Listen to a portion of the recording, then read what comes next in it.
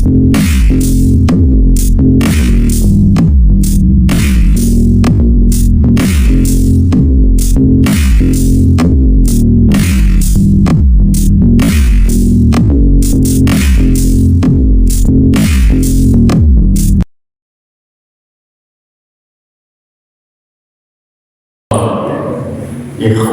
iman rahimani wa rahimakumullah, hamdan wa syukran lillahi, salatan wa salaman daimaini mutalazimaini ala khairi khalqillahi Muhammad ibni Abdillah sallallahu alaihi wa alihi wa sallam.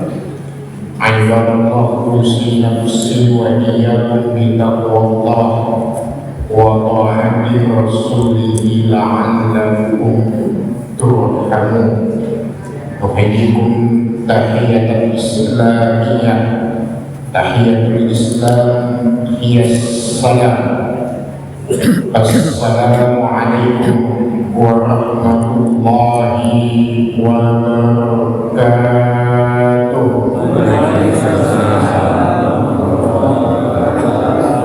Sehat Bapak Ibu, mudah-mudahan keistiqomahan Bapak Ibu sekalian setelah Ramadan dan Lebaran ini mendatangkan keberkahan dalam hidup di dunia dan kelak di akhirat. Al-istiqamatu khairun min alfi barakah. Keistiqomahan dalam taat kepada Allah itu lebih baik daripada 1000 keberkahan. Hidayah itu penting, tapi tidak semua yang mendapat hidayah mendapatkan taufik. Taufik adalah konsistensi dalam mengamalkan hidayah yang telah didapat. Mudah-mudahan semua kita ini mendapat hidayah sekaligus taufik dari Allah. Dan kita sudah sama-sama tahu dalam pertemuan yang lalu, sederhananya Nabi mengatakan, kalau kita ingin melihat apakah satu amal kebaikan kita yang kita lakukan itu diterima atau tidak oleh Allah, maka lihatlah apa yang dikerjakan dan diperbuat setelah melakukan amal kebaikan tadi. Jika kebaikan melahirkan kebaikan, maka itu tandanya kebaikan pertama itu diterima oleh Allah. Begitu seterusnya. Baik Bapak Ibu sekalian yang Allah muliakan, kita mulai.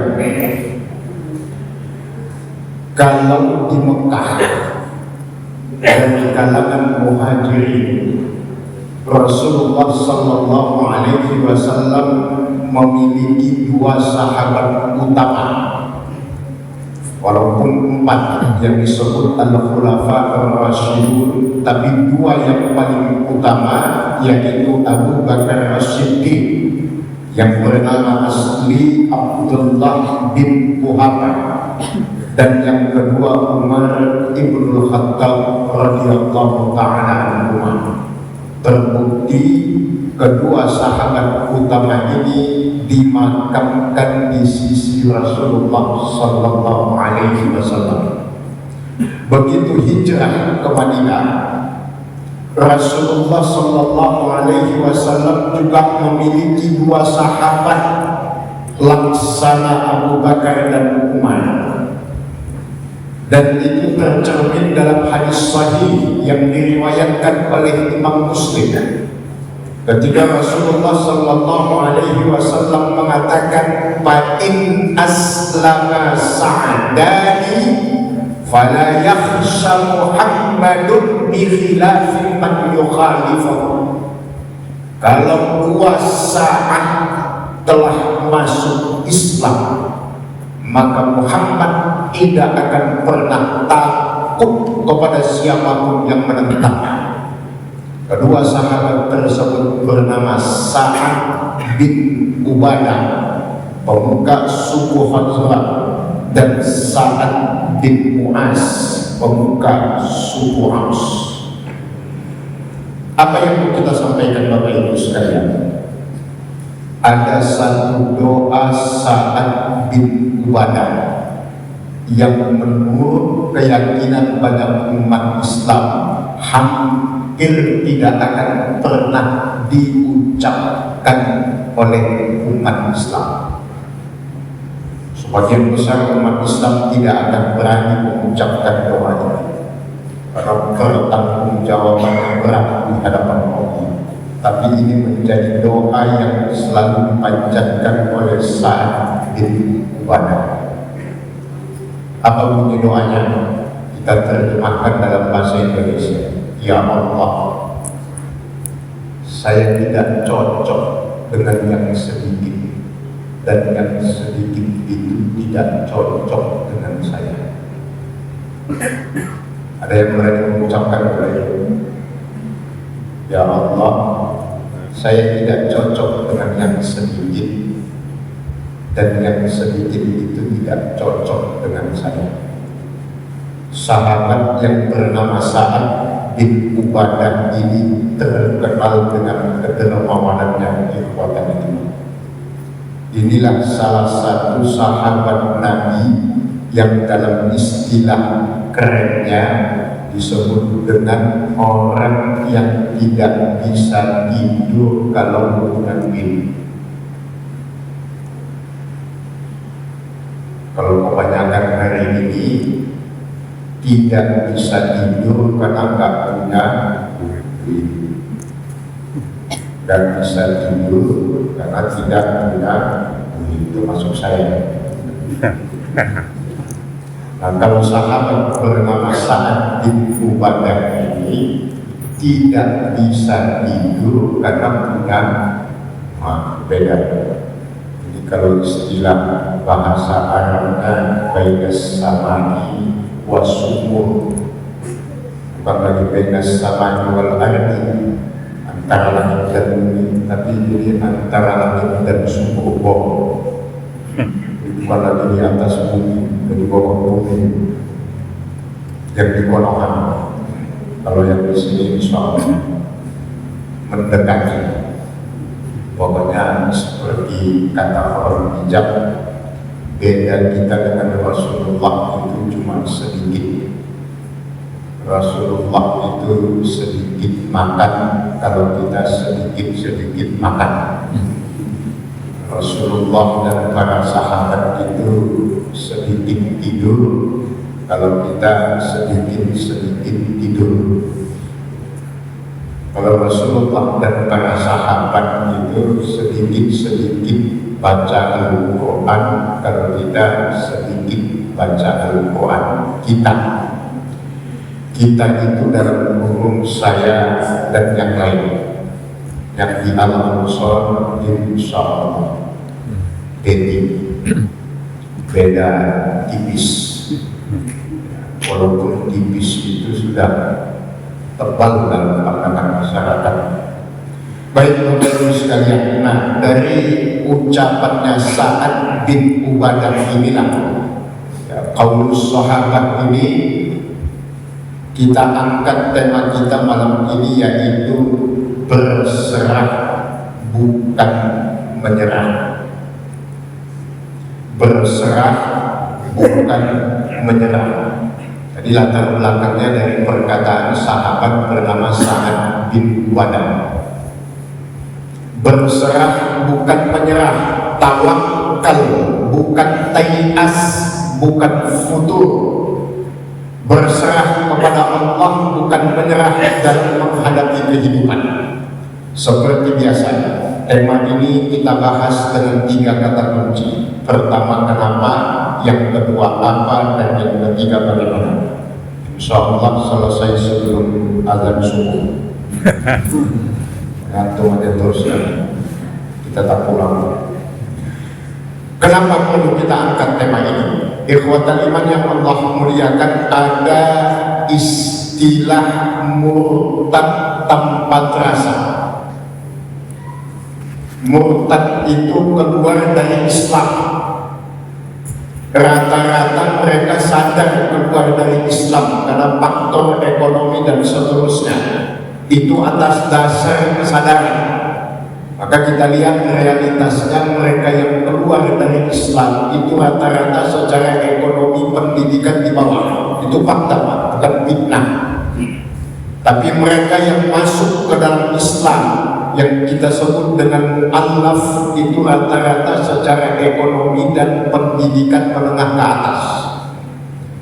Maka kita lihat kenyataan juga kekuatan pemahaman mereka terhadap Islam itu lebih baik dibandingkan yang sudah puluhan tahun memeluk Islam.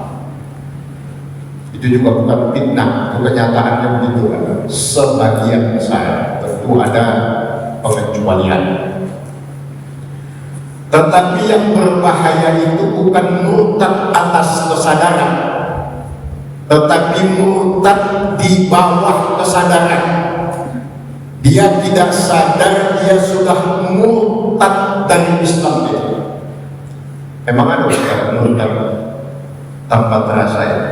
Ada, dan itu disebut dalam Al-Quran pada surat yang ke-12, surat Yusuf ayat yang ke-87.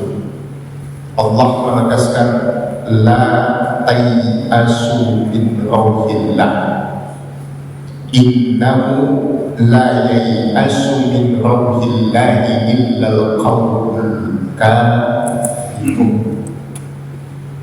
Jangan pernah putus asa dari rahmat Allah. Sesungguhnya dia yang berputus asa dari rahmat Allah itu hanya orang kafir.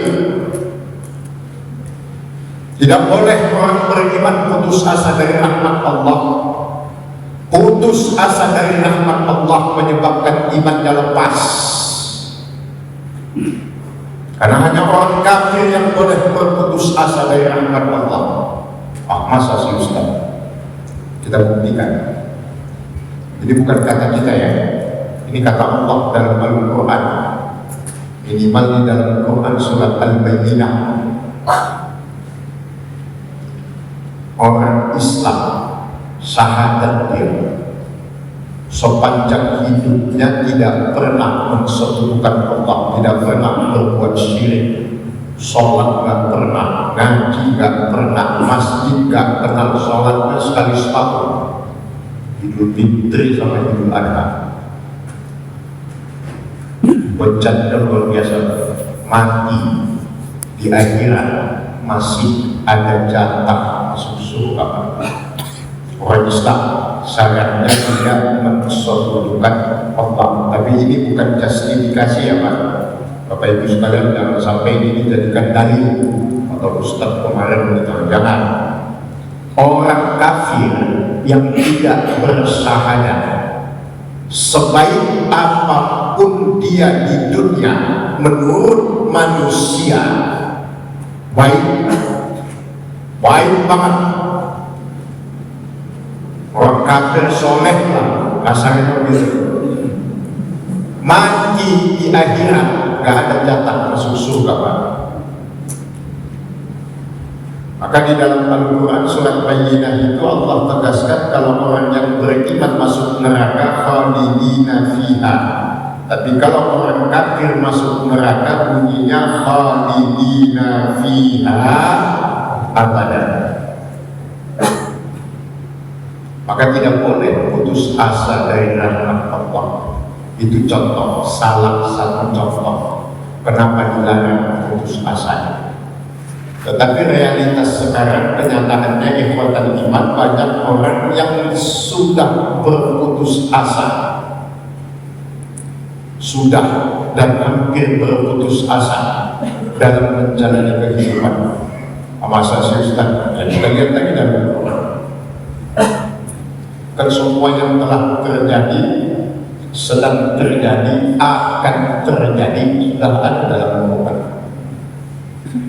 Quran surat 89 Al-Fajr, wal fajri wa layalin ashr, ayat yang ke-15 sampai ayat yang ke-16. Di ayat 15-nya Allah menuliskan, Allah menegaskan, fa'amal insan idza abatalahu Rabbu fa'akramahu wa na'amahu fayaqulu rabbi akraman. Satu, ayat 16-nya, wa amma idza mabtalahu faqadara alaihi rizqahu fayaqulu rabbi ahadan. Maka dalam hidup sekarang, istilah zaman now, ada muncul istilah yang satu ayat 15-nya itu mengatakan gue gitulah. Turunannya apa itu Pak? Kalimat itu, istilah itu, saya gitulah itu, turunannya apa? Sultan. Kepedean, sultan, pede, percaya diri. Bahasa Jawanya GR. GR itu gede, umum sok. Kebalikannya RG, bukan roti group. RG itu Raine gede.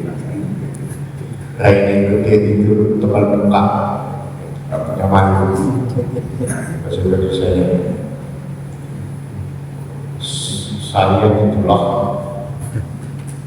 Kali itu fayaqulu rabbi akraman, begitu Allah berikan ujian harta, berkecukupan, bahkan berlebihan, kayak kayak korup. Ketika ditanya min aina hadza, dari mana kau dapatkan semua ini? Apa jawaban korup? Hadza min indi nafsi. Oh, ini semuanya karena kehebatan saya ini, gue gitulah. Tapi di sisi yang lain, ketika Allah menahan nikmatnya kepada seorang hamba dalam urusan duniawi, langsung putus asa, suzon kepada Allah dengan mengatakan, saya mah apa-apa. Fayaqulu rabbi ahadan. Saya bagaimana? Padahal rumahnya bagus permanen, komplek PS kan. Tapi kalau maka Pak Haji hampir kebukan ya niatnya sih untuk merendah hati, tapi terselip ketidakbersyukuran atas nikmat Allah. Apa untuk ketidaksyukuran? Dia nggak mengakui nikmat Allah. Jadi hati-hati Bapak Ibu sekalian.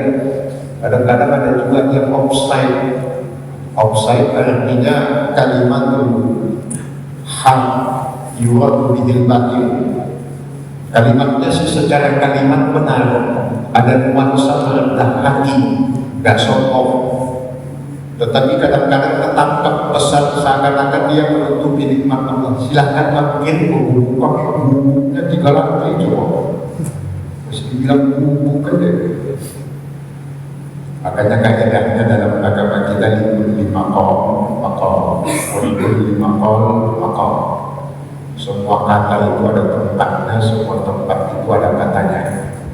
Jangan dipukul rata. Bahasa Jawanya jangan berbiang. Nah, kembali pada pembahasan kita ini fakta. Satu sisi ada yang merasa bagaimana gitu ketika dia dititipkan kelebihan harta, di sisi yang lain ada yang bagaimana gitu ketika dia tidak mendapatkan kelebihan harta. Padahal hakikat keduanya belum tentu seperti yang dia rasakan dan seperti yang dilihat orang lain. Mereka yang dititipkan oleh Allah melalui kelebihan harta, kelebihan dalam artinya ada kelebihan dalam rezeki yang Allah titipkan kepadanya, itu belum tentu membuat dia mulia. Kalau harta itu tidak dipergunakan di jalan Allah, belum tentu mulia. Dan mereka yang tidak dititipkan harta duniawi belum tentu hina. Ada orang miskin jadi nabi? Ada nggak orang miskin jadi nabi? Nabi yang paling miskin namanya Nabi Isa. Itu sampai orang tuanya nggak bisa ngasih makan anak saat lahir. salah satu sisi alasannya. Makanya dalam Quran surat Maryam itu disebut apa? Tusajib alaiha rutoban jadinya. Itu termasuk salah satu alasannya saking miskinnya itu Pak. Tapi mulia jadi nabi. Walaupun itu nabi Ustaz, manusia juga itu Pak. Bukan Superman ini. Tapi orang kaya jadi hina ada. Banyak lagi saklabah dan sebagainya. Jadi Bapak Ibu sekalian, belum tentu itu kata kuncinya. Belum tentu nikmat itu membawa kemuliaan, dan belum tentu apa yang kita sebut musibah bukan nikmat itu membawa kepada kehinaan. Tergantung orangnya masing-masing. Tetapi sudah kan terucap begitu dapat nikmat, kadang sombong dengan mengatakan saya itulah. Begitu nggak dapat nikmat, agak-agak susah dikit langsung saya mah apaan tuh, hanya diisi dengan keputusasaan. Nah inilah urgensi alasan teologis kenapa kita penting untuk mengangkat tema ini dan kita bahas secara singkat untuk tidak mendalam. Kata kunci kedua, apa yang dimaksud dengan berserah dan jangan menyerah? Kita lihat apa hakikat berserah dalam ajaran agama kita. Kita pahami dulu hakikatnya ikhwatal iman. Pertama, Allah menegaskan di dalam Quran surat yang ke-32 Asy-Syura, surat yang ke-42 Asy-Syura, bukan Asy-Syu'ara. Asy-Syura, surah itu musyawarah, Syu'ara itu penyair. Quran surat yang ke-42 ayat yang ke-30, ketika Allah menegaskan wa ma asabakum min musibatin fabima kasabat aydikum wa ya'fu an katsir. Kalau kita terjemahkan ayat ini secara sederhana, bahasa kitanya sederhananya ayat ini berarti di balik setiap masalah pasti ada yang salah. Di balik setiap masalah yang kita hadapi dalam hidup ini, usi nafsi wa iyyakum, saling berwasiat, bukan menggurui Bapak Ibu sekalian, karena sangat tidak elok kalau ada orang pengen menggarami laut. Kalau menggurui antum semuanya sama seperti menggarami laut, senior semua ini. Alhamdulillah susah menemukan 40 ke bawah. InsyaAllah saya semua 50 ke atas. Kok bisa Ustaz menyimpulkan sederhana? Pengajian itu cuma diisi 2 jamaah. Yang pertama 40 ke bawah. Tandanya di mana Ustaz? Ramai pengajian, berisi. Tapi kalau pengajian 50 ke atas itu damai, silent, benar-benar damai. Tidak tahu damainya kemana ya. Apakah benar-benar mengikuti atau alhamdulillah pokoknya damai. Dan rata-rata yang nggak ada yang menengah, rata-rata semuanya menginggir, karena memang nyari dinding sama tembok. Itu sudah lumrah, namanya fitrah, karena faktor usia. Ada 5 Bapak Ibu sekalian yang Allah muliakan, di balik setiap masalah yang kita hadapi pasti ada kesalahan yang kita lakukan. Itu sudah menjadi sunnatullah, walan tajida li sunnatillahi tabdila. Itu sudah menjadi ketetapan Allah, dan ketetapan Allah itu sampai kapanpun tidak akan berubah. Di balik setiap masalah yang dihadapi seorang hamba pasti ada kesalahan yang dilakukan oleh hamba tersebut. Apakah itu artinya Allah tidak sayang kepada hambanya dengan memberikan banyak masalah kepada seorang hamba?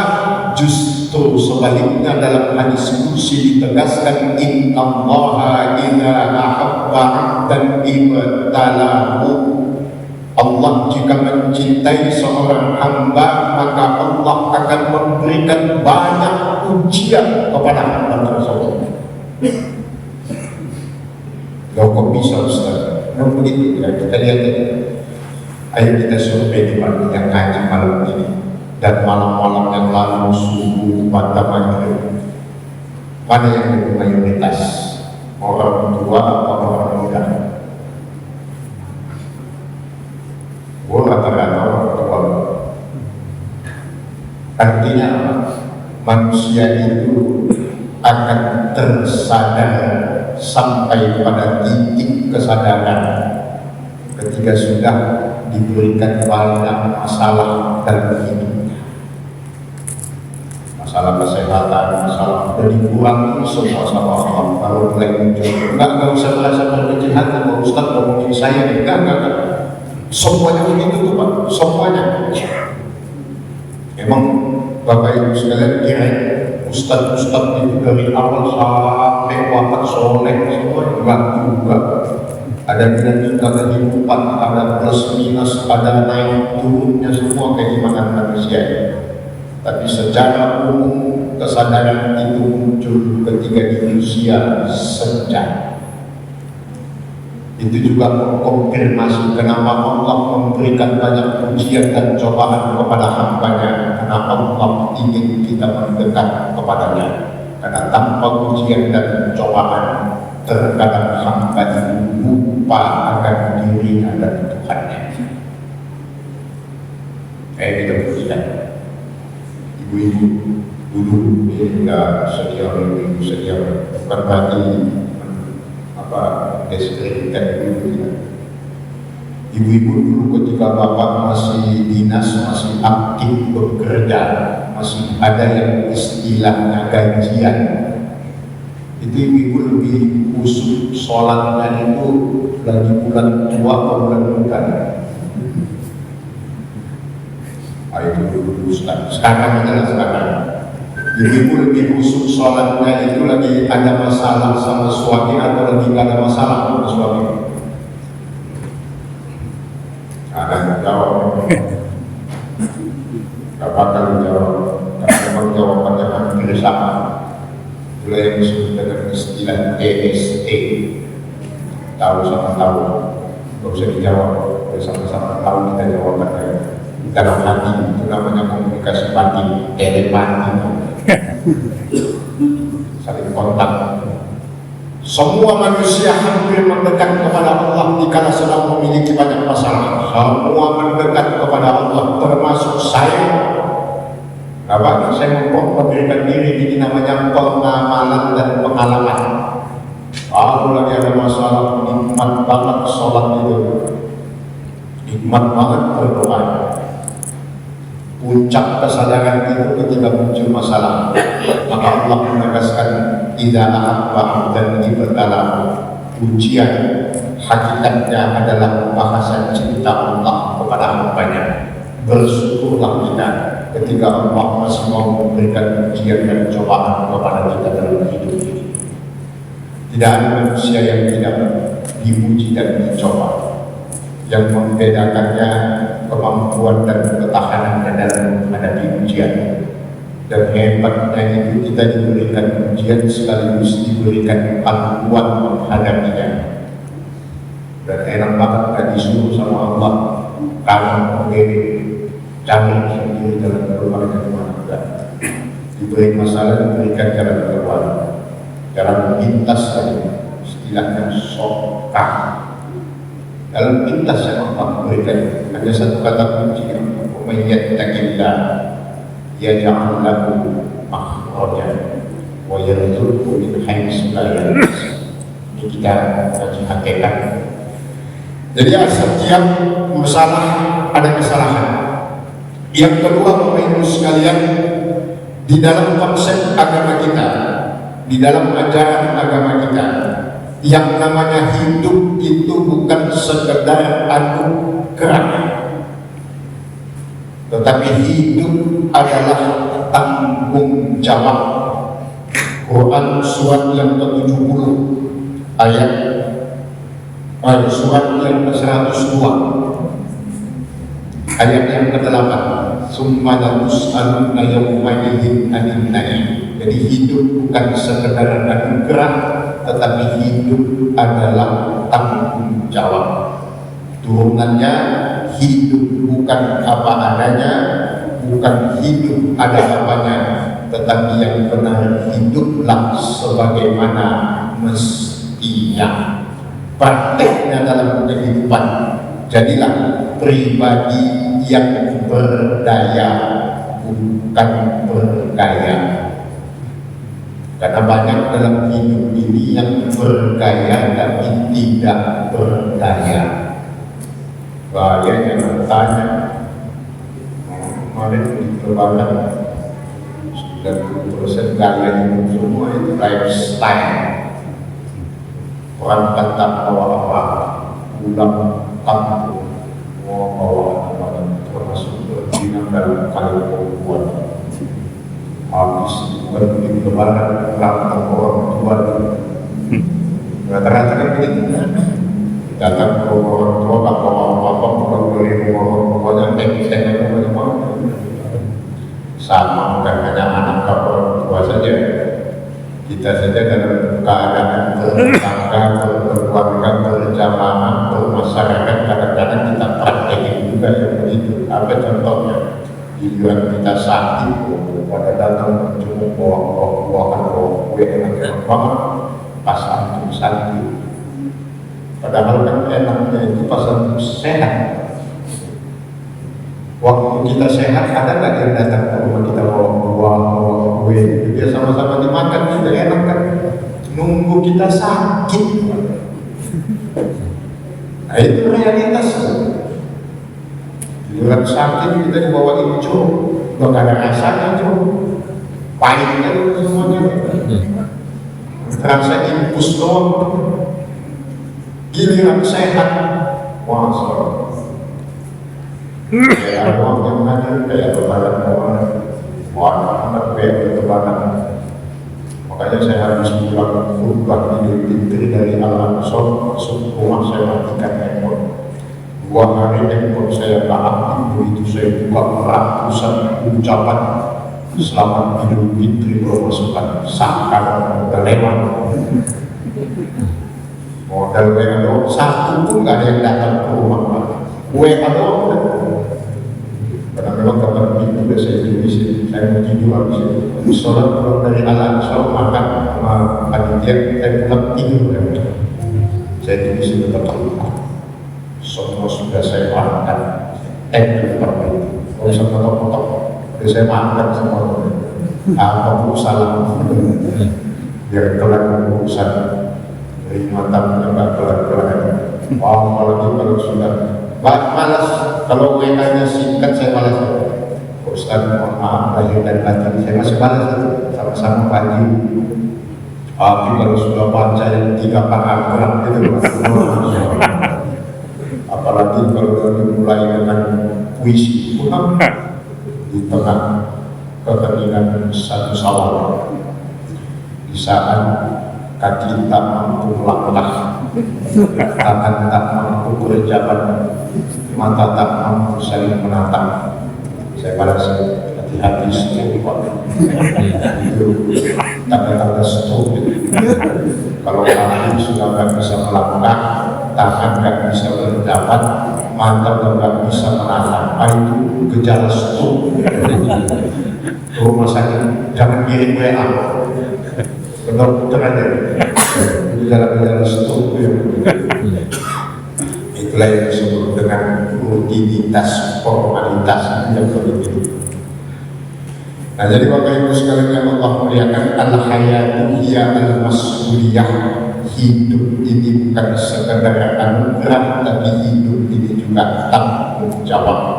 Semua kelemahan kita bertanggung jawabkan di hadapan Allah sekecil apapun nikmat ini. Yang penting jangan salah memaknai tanggung jawab. Seperti seorang ayah ngajarin anak bahasa anak, Pak,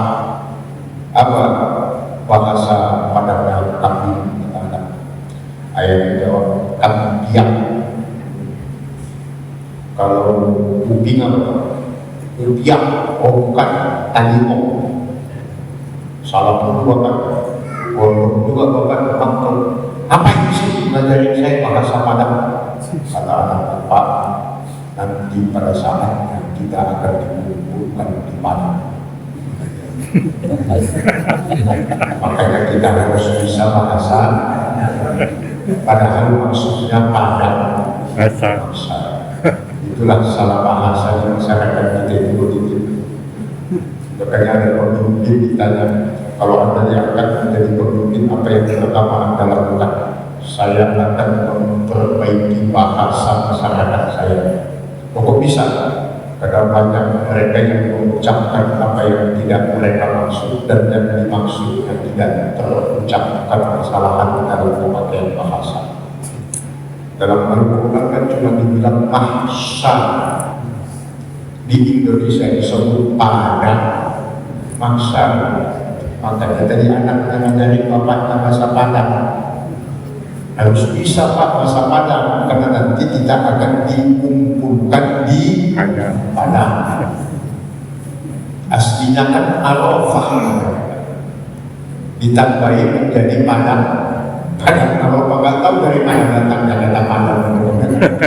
Pokoknya Padang Arafah.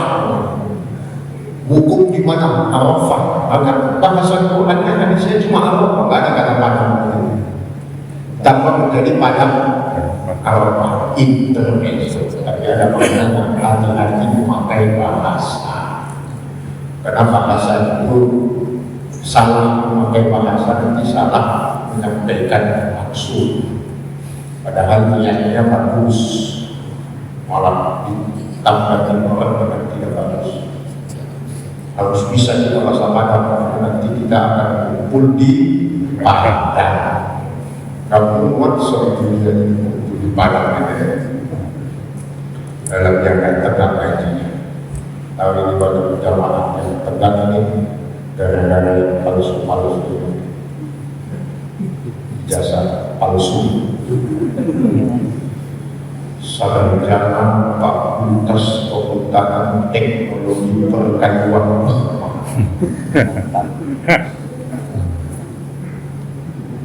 Joko Widodo rekam saya.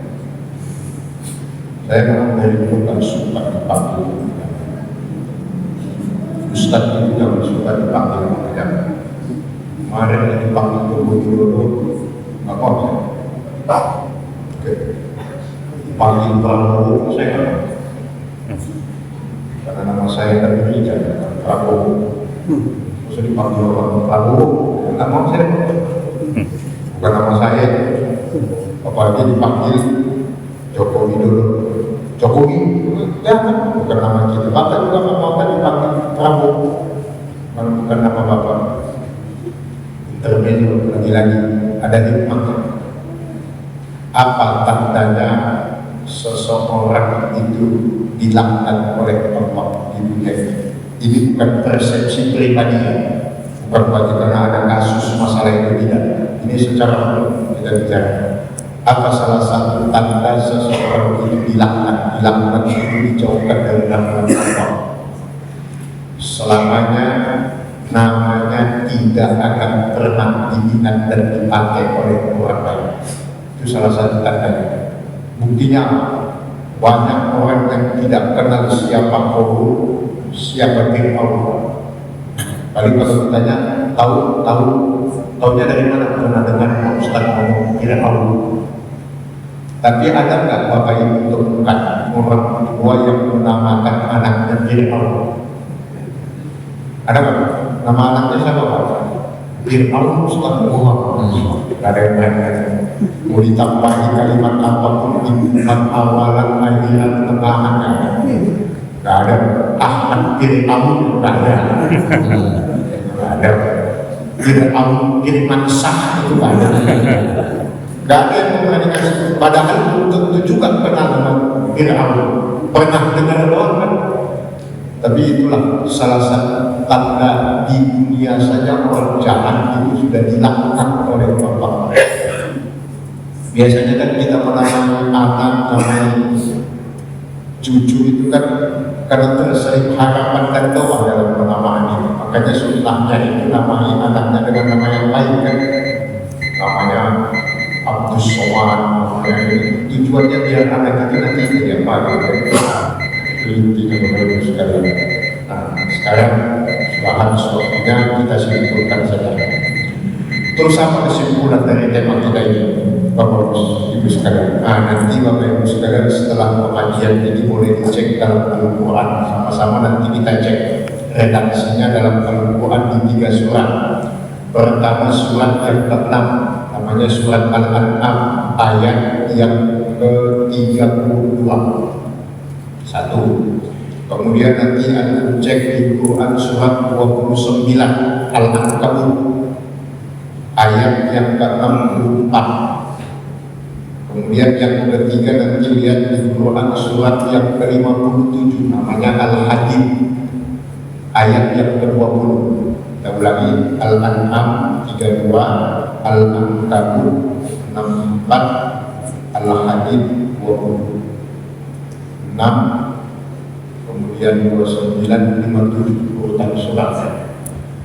Bapak Ibu akan menemukan redaksi yang sama di 3 surat, di 3 ayat itu. Apa redaksi yang Allah pakai? Innamal hayat dunya la'ibun walah. Hampir sama, cuma nanti ada yang pakai innama, ada yang pakai annamal hayat dunya la'ibun walah. Tapi kalimat itu selalu ada, la'ibun walah. Hidup di dunia ini, kehidupan dunia ini hanya sekedar permainan dan sekedar hiburan. Terus apa hikmahnya Ustaz dari tema kita malam ini? Usia sekalian Bapak Ibu sekalian yang kami muliakan, jangan terlalu serius menjalani hidup dunia ini. Terus terlalu serius.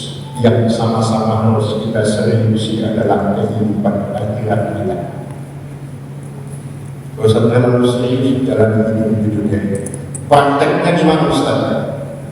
Kita yang ngatur dunia, jangan dunia yang mengatur kita.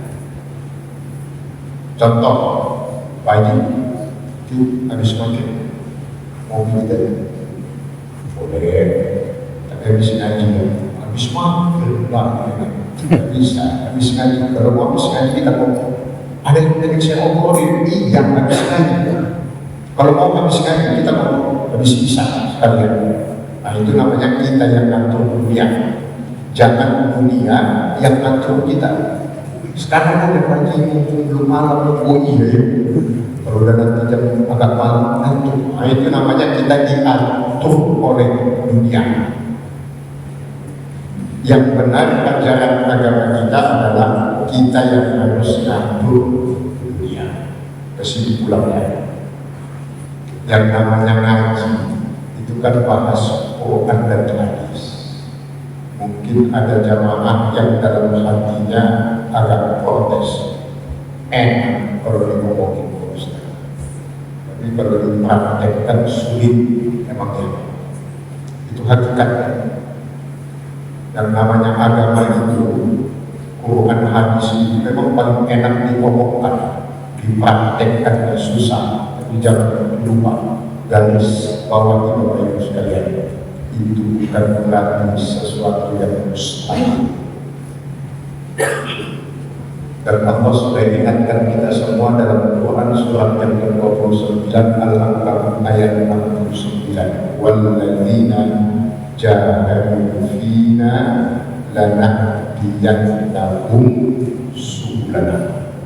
Yang dilihat oleh Allah itu kesungguhan kita, kesungguhan dalam memperbaiki diri, kesungguhan dalam menuntut ilmu, kesungguhan dalam ibadah, sekalipun belum tentu yang kita lakukan itu ideal terbaik. Ada saja kekurangan pasti, bukan mungkin tapi pasti. Tapi mudah-mudahan kesungguhan kita menjadi catatan amal soleh kita di sisi Allah Subhanahu wa Ta'ala. Sama-sama kita berdoa dari tempat yang baik pada waktu yang baik dalam kondisi yang baik ini. Kita berdoa kepada Allah semoga semua yang berhadir pada saat kajian ini Allah karuniakan kita semua kesehatan lahir dan batin. Allah panjangkan umur kita semua dalam taat ibadah. Allah mudahkan semua urusan dunia dan akhirat kita. Allah lapangkan rezeki kepada kita semua penuh dengan berkah. Semoga anak, istri, suami, cucu Bapak Ibu sekalian, dimanapun dan kapanpun mereka berada, senantiasa dijaga dan dilindungi oleh Allah, dijauhkan dari segala musibah, dijauhkan dari segala penyakit. Kita doakan anak-anak, cucu Bapak Ibu sekalian, siapapun keluarga kita yang sedang sakit, semoga Allah angkat penyakitnya, Allah kembalikan kesehatan lahir dan batinnya. Terakhir kita doakan ayah ibu kita semua, semoga ayah ibu kita yang telah mendahului kita, semua amal soleh yang kita lakukan sebagai seorang anak, Allah terima sebagai amal soleh di sisinya, dan Allah hadirkan pahalanya berupa rahmat dan ampunan untuk ayah dan ibu kita. Untuk semua ayah ibu kita yang masih ada, khusus para orang tua kami semua yang hadir malam ini, semoga antum senantiasa dijaga dan dilindungi oleh Allah, kuatkan iman Islamnya, sakitnya menjadi pengukur dosa dan kesalahan, dan penambah istiqomah dalam ketaatan. Al-Fatihah.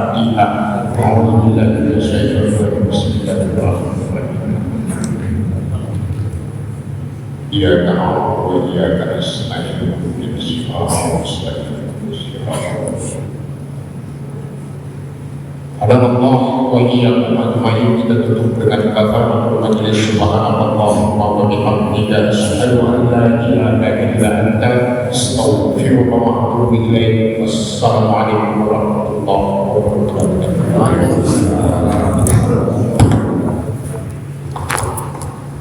Allahu Akbar.